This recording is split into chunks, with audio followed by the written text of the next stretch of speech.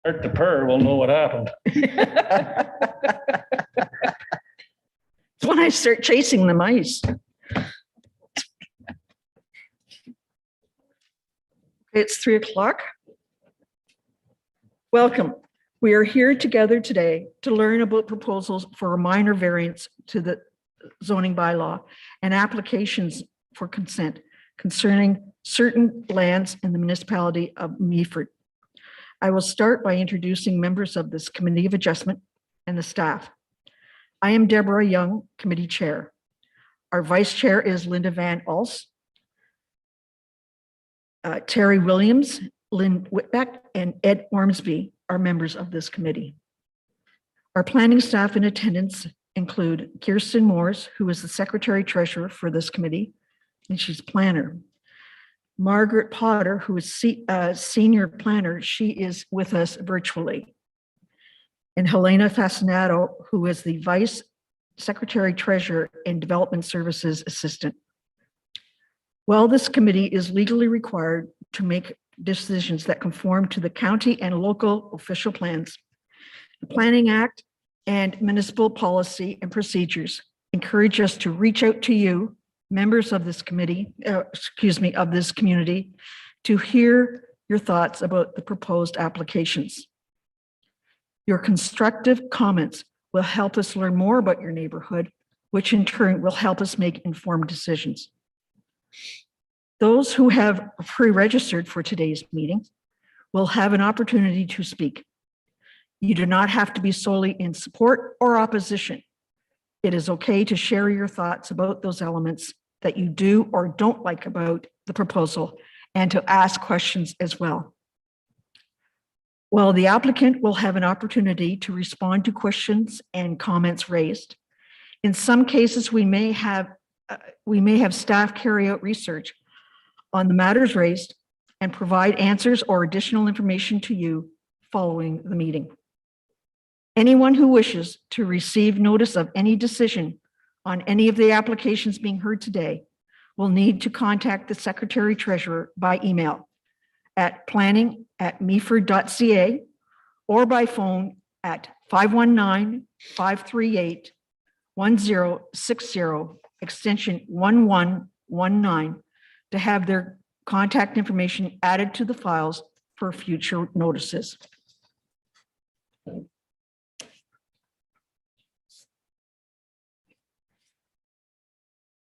Okay, is there a disclosure of pecuniary interest and general nature thereof? Hearing none, we'll go to the adoption of the minutes. May I have a mover, please? Terry, and second, Lynn Whitbeck. Are there any questions or comments about the minutes? Hearing none, I'll call the vote. All in favor? Carried. Business arising from previous minutes. Hearing none, we'll carry on to the public meetings.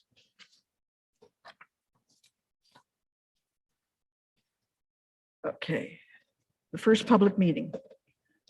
This is a meeting of the Committee of Adjustment to consider an application for consent under Section 53 of the Planning Act regarding 303007 and 303011 Gray Road 15, being Plan 549, lots 50 and 56 to 59 in the geographic township of Sydenham, now in the municipality of Meaford.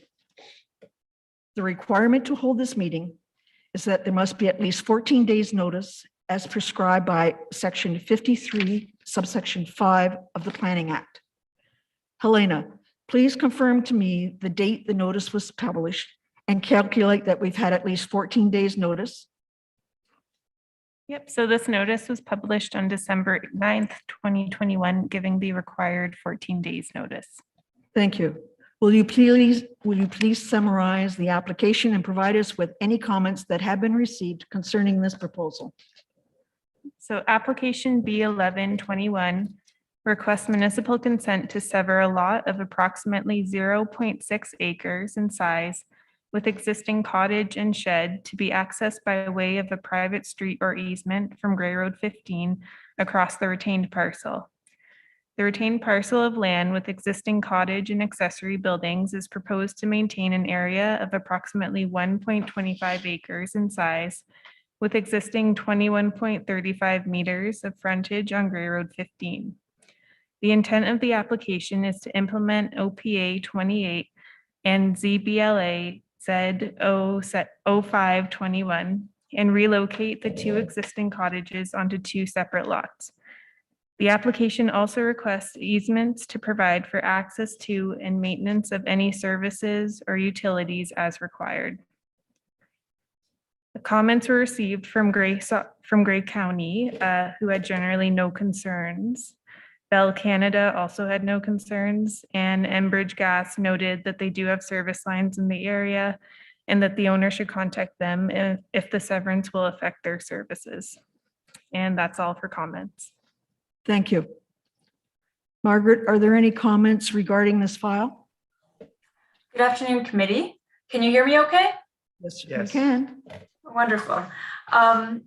As Helena mentioned, this application is a request to sever a lot in the lease settlement area that is inadvertently merged on title.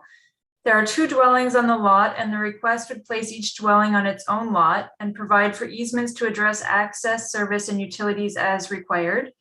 Each lot is already serviced by its own septic and existing connection to the lease system. So the request would be straightforward except for the configuration of the property, which orients each of the dwellings towards Georgian Bay with a shared driveway providing access to Gray Road 15. And there's also a third party referenced in the report referred to as Lot 55, which shares the driveway. And there are 3 water stops at the property line. So it's anticipated that the water services all connect through the proposed retained lands. And this configuration is demonstrated on the marked up reference plan in the report, page 6. So just an update, there is a local official plan amendment 28, which was approved by the county, and it site specifically allows for the creation of 1 new lot accessed by private road or easement subject to certain considerations by this committee. And those are all addressed in detail in the report. What is an update as of today is that the County of Gray staff confirmed that the appeal period for that local official plan amendment has ended yesterday with no appeals being received. This means that the local official plan amendment is in effect, and so is the related site-specific zoning bylaw amendment. Formal notice of no appeals of this will go out in the coming days from the county. With this confirmation, the policy framework is in place for the committee to approve the application before you today. There are a number of recommended conditions to ensure the policy framework is upheld prior to the stamping of deeds and ensure the relationship between the retained and severed lots is formalized. So without going through all of the conditions, as I'm sure Helena will read them, I'm here to answer any questions on the report or the conditions. Thank you, Margaret. Each member of the committee has visited the subject's land. Does any member of the committee have a comment with respect to their site visit or with respect to the application? Hearing none. I now call upon the members of the public. Excuse me, Deb, Oh, sorry. I'm sorry. Yeah, well, I was still reading. I apologize. I had one quick question for Margaret, just to clarify something. Okay, go ahead.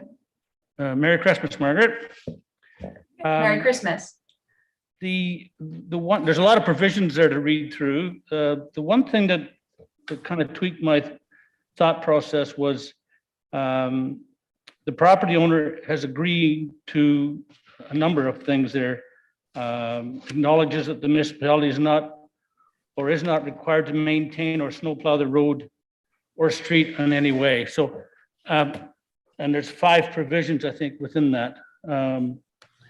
Does that open the door up for us? For instance, if someone, what I'm concerned about is we have a lot of blind side roads in the municipality. And if someone wants to sever a lot back on one of those blind side roads, does this open the door to them? Or am I just reading too much into that sort of thing? Can they just come in and agree to these same things? Or am I making myself clear or not? I think so. Through the chair, this, I think you're referring to condition number 7 in the report. B.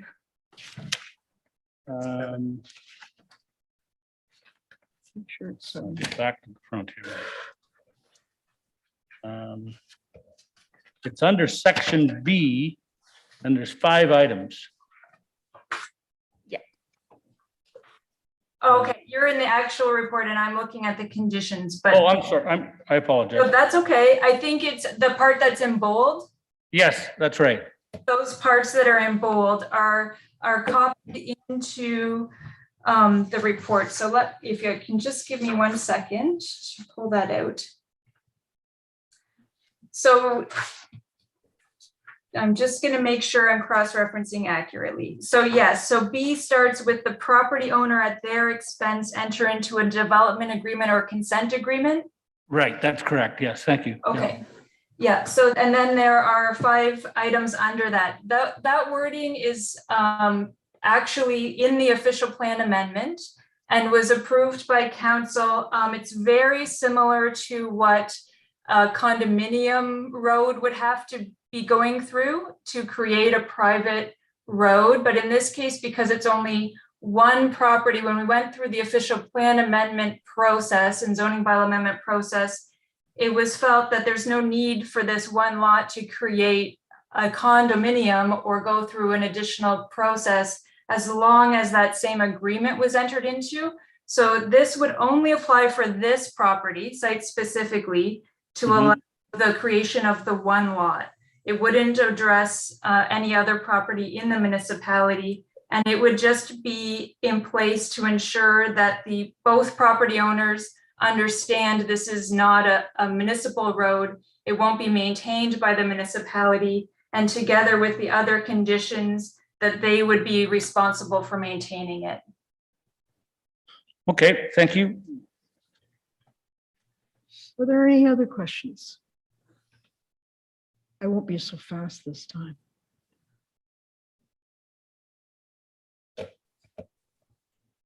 Okay.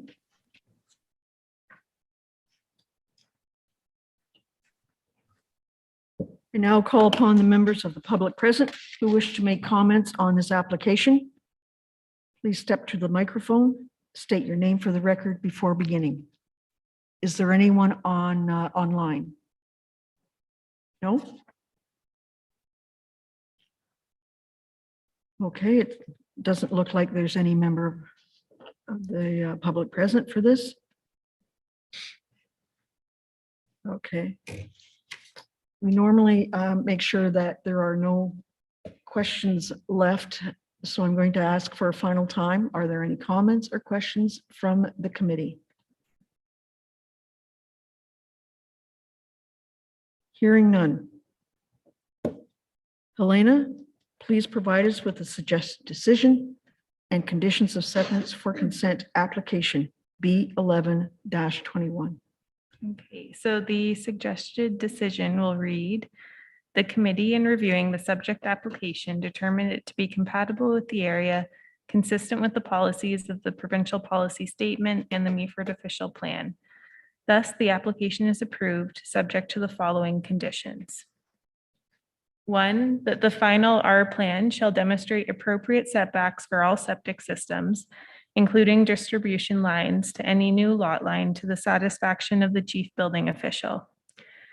2, that the applicant shall obtain locates for all water services which cross the subject lands, and that these shall be surveyed by an Ontario land surveyor and their benefiting properties identified, and such survey be provided to the satisfaction of the Secretary Treasurer.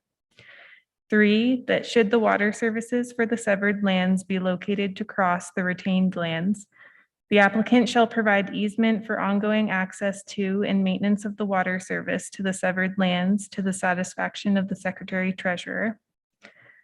4, that should the water service to lot 55 or any other property not part of the subject lands be found to cross the subject lands, the applicant shall make arrangements that will accommodate ongoing water services to those properties to the satisfaction of the Secretary Treasurer, which may include an easement.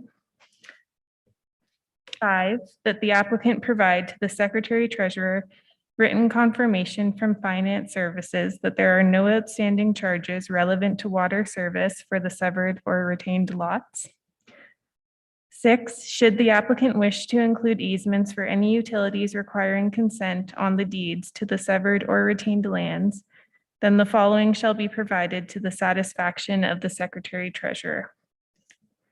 A, that the applicant is responsible to obtain locates for any utilities which cross the subject lands, and these shall be surveyed by an Ontario land surveyor, and their benefiting properties identified, and such survey be provided to the satisfaction of the Secretary Treasurer. And B, a description of any requested easements which shall be clearly related to the R plan. 7, that the property owner at their expense shall enter into a development agreement / consent agreement with the municipality, which shall be registered on title and indicates that A, the owner acknowledges and agrees that the lot in question does not front onto an improved public road. B, the owner acknowledges and agrees that the municipality does not or is not required to maintain or snowplow the said road or street or right of way.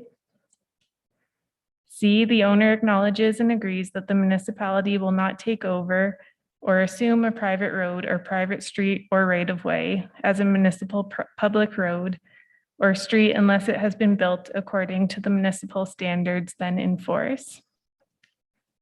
D, the owner acknowledges and agrees that the municipality is not liable for any injuries, losses, or damages as a consequence of the municipality permitting the lot to be created or issuing a building permit thereon. E, the agreement shall, at the expense of the owner, be registered on title to the lands. There are 4 more. Just give me 1 second. That 8, that the property owner sharing the access shall enter into an agreement at their expense to ensure ongoing maintenance of the access. For clarity, all properties sharing access shall be acknowledged in the agreement, and both the severed and retained lots shall be party to the agreement, and other benefiting properties may be party to the agreement. 9, that an easement for unobstructed and ongoing access over the retained lands in favor of the severed lands shall be provided generally as shown on the draft R plan to the satisfaction of the Secretary Treasurer. 10, that an easement for unobstructed and ongoing access over the retained lands in favor of lot 55 may be provided generally as shown on the draft R plan to the satisfaction of the Secretary Treasurer.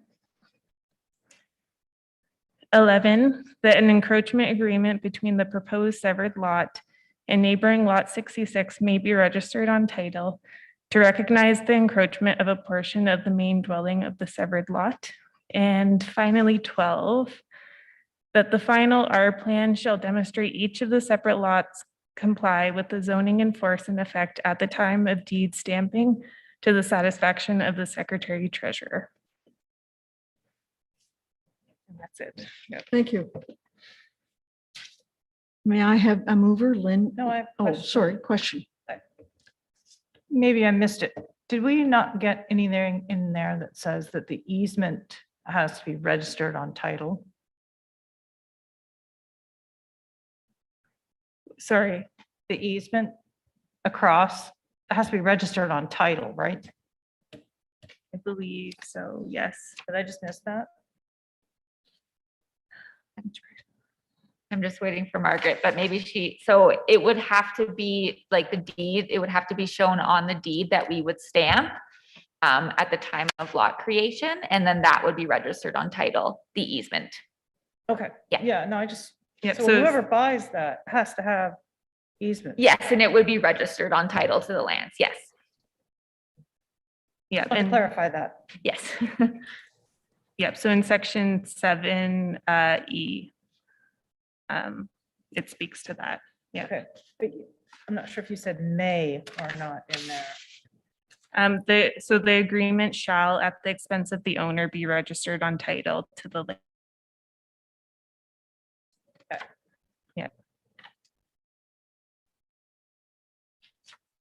May I have a mover for this? Linda Van Alst. May I have Lynn Whitman, Lynn Whitbeck will second. Now, discussion. Any further comments or questions by the committee?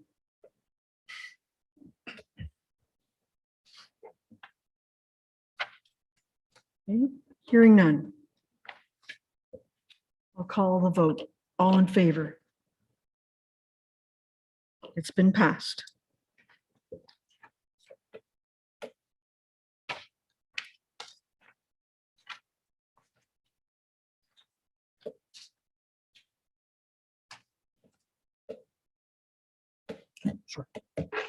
Okay.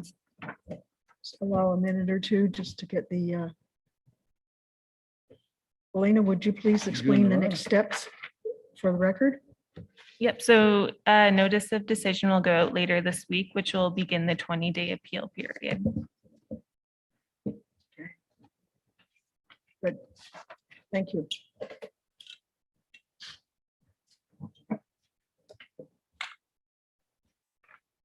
I will start with the second meeting.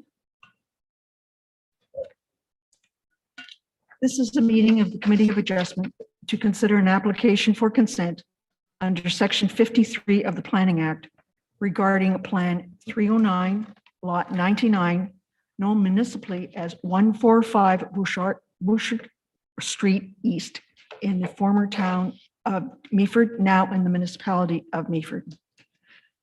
The requirement to hold this meeting is that there must be at least 14 days notice as prescribed by Section 53, subsection 5 of the Planning Act. Helena, please confirm to me the day the notice was published and calculate there's been at least 14 days notice.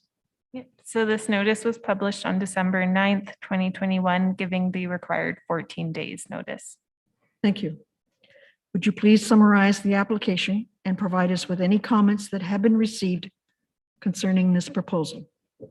So application B3121 requests municipal consent to sever a parcel of land with existing dwelling to be demolished, measuring approximately 474 meters squared in area with approximately 10 meters of frontage on Boucher Street East for the purpose of lot creation. The retained parcel will maintain an area of approximately 474 meters squared in size with approximately 10 meters of frontage on Boucher Street East as well. The proposed consent would facilitate construction of a future semi-detached dwelling, each unit being separately conveyable on its own lot. So comments were received from our Transportation Services Department, who noted that no entrance is permitted in front of the dwelling unless dwelling setbacks can achieve 4.6 meters off the property line to accommodate parking off of the row. Gray County had no significant concerns or comments. Gray Sable Conservation Authority had generally no objection to the subject application and recommend that an engineered lot grading and drainage plan be completed in support of the anticipated site alteration and development. Bell Canada had no concerns. Enbridge Gas noted that they do have service lines in the area and that the owner should contact them if the severance will affect their services. And neighbor Denver Tyson, whose property is adjacent to the subject lands, noted his concerns about drainage from 145 Boucher Street East to his property at 139 Boucher Street East, as there are existing issues with water on his property. And that's all for comments received. Thank you. Kirsten, are there any additional comments regarding the file? Yes, thank you. So Helena's done a great job at summarizing the application. Basically, the applicant is proposing to split the lot in half to put a semi-detached dwelling on the lot. And the zoning bylaw permits, as of right, a semi-detached dwelling to be on this property. So the severance is just required in order to have each unit on its own separately available property. I will speak to the comments that we received, but as we've detailed in the staff report, the severance complies with the provincial policy statement, county and local official plans, and the zoning bylaw. Therefore, we're recommending approval subject to 4 conditions, which are 1, payment of cash in lieu of parkland dedication for the severed lands, which is a standard condition for any severance under our parkland bylaw. And 2, that existing buildings and structures shall be removed or relocated in accordance with the zoning bylaw to the satisfaction of the CBO prior to the stamping of the deeds. So that's just to ensure that the existing dwelling is either removed or relocated before the severance is finalized, because as it is currently, the middle lot line would go right through the existing house. But it is the applicant's plan to demolish that house anyways. And number 3 is that a survey be provided by a qualified land surveyor, confirming the actual lot configuration corresponds with the intent of the consent application and in accordance with the zoning bylaw. So that's just to ensure that all of the zoning standards will be met in the end. And then number 4, that the applicant provide written confirmation to the Secretary Treasurer from the Environmental Services Department that separate municipal services are available and that acceptable servicing arrangements have been made for each of the separate lots. So Environmental Services has verbally confirmed with us that services do run along Boucher Street. So the additional lot would have access to sewer and water. It would just be a matter of putting in an additional connection for that additional lot. So we would just want to see written confirmation from Environmental Services that the applicant is taking steps to do that. And then in regards to the comments we've received from the agencies, so Transportation Services have indicated that no entrance would be permitted in front of the dwelling unless a 4.6 meter setback from the front property line could be achieved. So in this case, the existing dwelling will be demolished or relocated as a condition of the consent. And any new structures will need to comply with the zone standards for the R3 zone, which requires a setback of 7.5 meters. So that leaves more space in the front yard than what transportation requires for an entrance. So we're satisfied that an entrance can be achieved for the semi-detached dwelling here. Grace Obel is recommending an engineered grading and drainage plan be completed in support of future development on the lot to ensure site alteration and development do not change existing drainage patterns, and to appropriately direct drainage so that no new or increased runoff volumes are directed to neighboring properties. An engineered grading and drainage plan is a requirement of the building permit application submission in accordance with our grading and drainage bylaw. So that will be addressed at the building permit stage. And then just in response to the neighboring property owner's comment, Mr. Tyson, who has concerns about drainage of water onto his property, I would just note that this will need to be addressed again at the time of building permit, where an engineered grading and drainage plan will need to be submitted to ensure that the new structure or any site alteration does not adversely affect drainage of neighboring properties. So that would be dealt with at that time. And then with that, I'm happy to answer any questions that the committee might have. Thank you, Commissioner.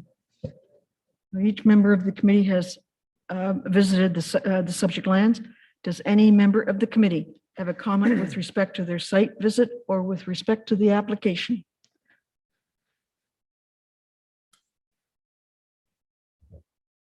Terry. Is there any restriction in here that would prevent, once the 2 properties have been severed, for them to change their mind and not come with a semi-detached building that goes between the 2 lots, but rather come in and ask for a variance to put 2 separate houses on because it would no longer meet the standard for minimum frontage? Yeah, that's a good question. I mean, that would have to be about, like, I don't think there's anything that we could stop them from applying for a variance, but we would have to evaluate that at the time if an application were to come through.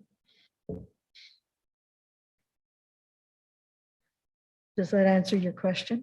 Well, it answers the question, but I'm just you're concerned. wondering if there shouldn't be another provision in here that essentially states to the effect that the lot will be used as described, Yeah. or the severed lots will be used as described.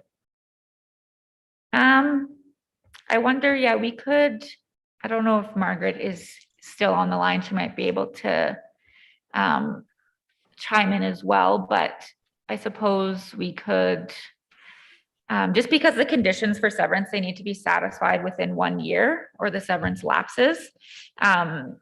So I wonder if we could accept like an undertaking from Mr. Gilas's lawyer indicating that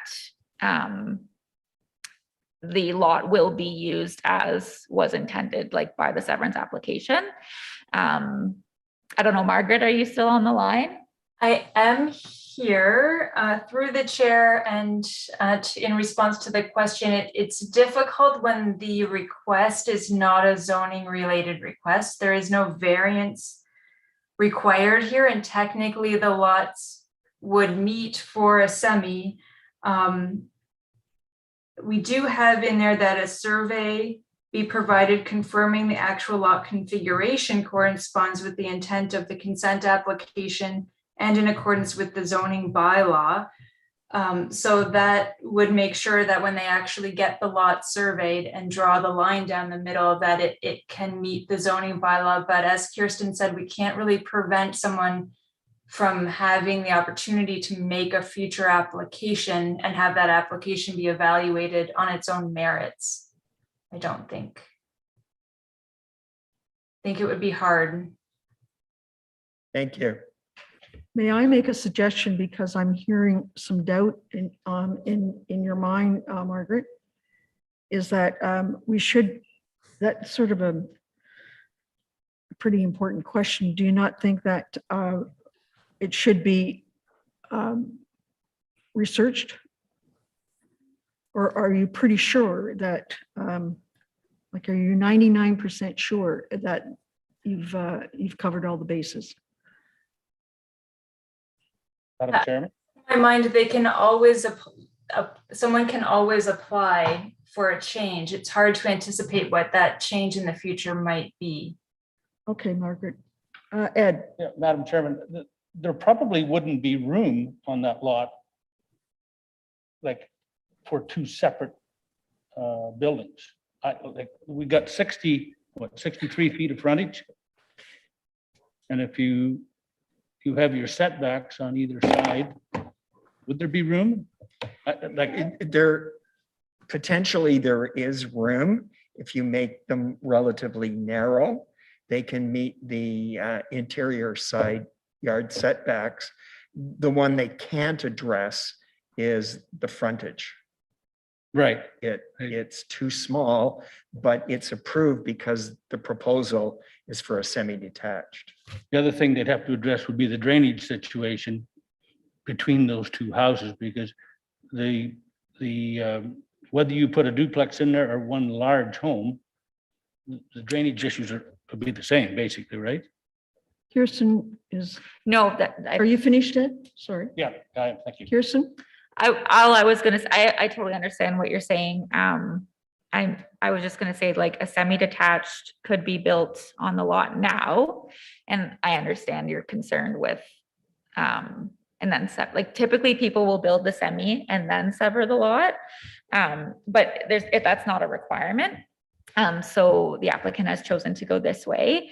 I think it would be, like, if a variance was going to come in the future to vary that the frontage, they would need to show that a new house would fit within the zone standards with the 1.2 meter setback on each side. So yeah, it's hard. It's a hard question to ask, to answer. Yes, based on the fact that they'd have to come back to this committee, we can address it at that time. Ed, Madam Chair, that raises a question. Can you build a duplex on that lot without a severance? Yeah, so the bylaw defines a duplex as like a split level, like top unit, bottom unit. And then semi-detached is the 2 units side by side. So yeah, you can build a duplex or a semi-detached on this lot as is, but the reason for the severance is so that each unit would be located on its own lot. Thank you. Through the chair, can we Lynn. not defer that until they built the thing and then sever it? That's not our recommendation from staff. The committee could. I don't know if Mr. Gilas would like to speak at all, if he doesn't have to. But I think in his thinking, he wants to know that, you know, the lot is possible and it's created before he builds the semi-detached. So that would not be staff's recommendation just based on the application. I think the lots, they meet the policies of the PPS, county and local official plans, and we're recommending approval based on what has been submitted.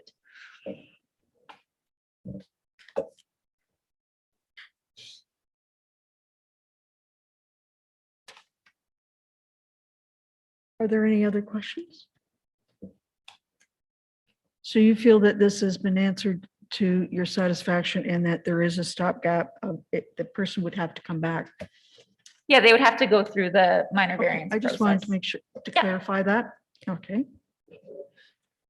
Okay, I now call upon the members of the public present who wish to make a comment on this application. Please state your name for the record before beginning and come up to the microphone. I should have said that first.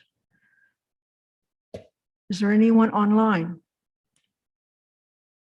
No? Okay. So final time for the committee. Okay. Helena, would you please provide us with the suggestion decision and conditions of severance for consent application B31-21? Yep, so decision B 31-2021 will read, the committee in reviewing the subject application determined it to be compatible with the area, consistent with the policies of the provincial policy statement and the Meaford official plan. Thus, the application is approved, subject to the following conditions. 1, payment of cash in lieu of parkland dedication for the severed lands.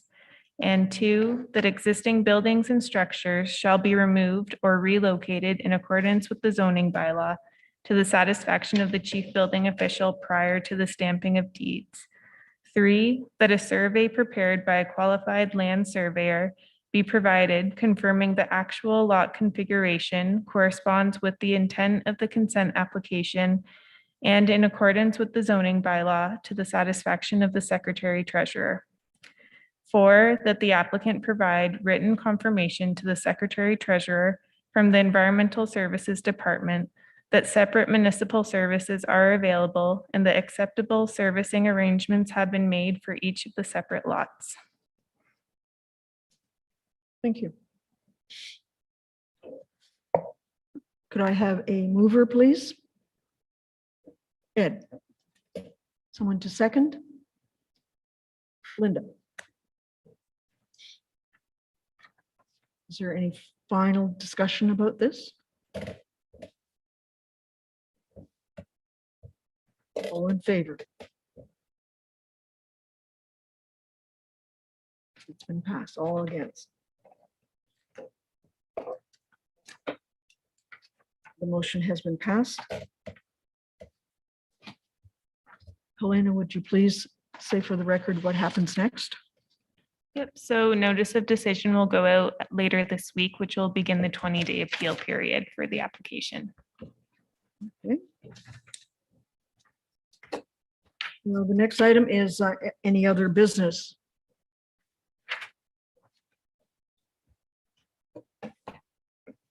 Hearing none.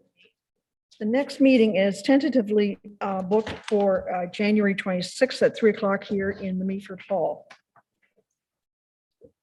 So the last bit of business is to wish everyone the merriest of Christmases and the best in 2022. I should say happy holidays. And happy birthday to our vice chair. And thank you very much. Have a good And happy vacation. birthday to the chair. Oh, thank you. Thank you. Are they both today? No, mine's tomorrow and mine's the 29th birthday and Linda, 26th, and she's 29 also. yes, and holding. Well, happy birthday, ladies. Thank you very much. Kirsten. I just have an announcement. I have some news to share. I will not be here next month. I have accepted a position at the County of Simcoe and I will be starting there mid-January. So it's been wonderful getting to know everyone and working with you all, and I won't be far, but Wait a minute, do we need a mover and a seconder to accept that? Good luck. Good Thank luck. you. Thank you very Congratulations. much. thank you. I'm Good sure luck. I'll see everybody around. I don't know. Well, You never know. Well, I just wanted to see if there was Thank you. a vote on that. Thank you very much. You've, Any idea who you've- your replacement's going to be?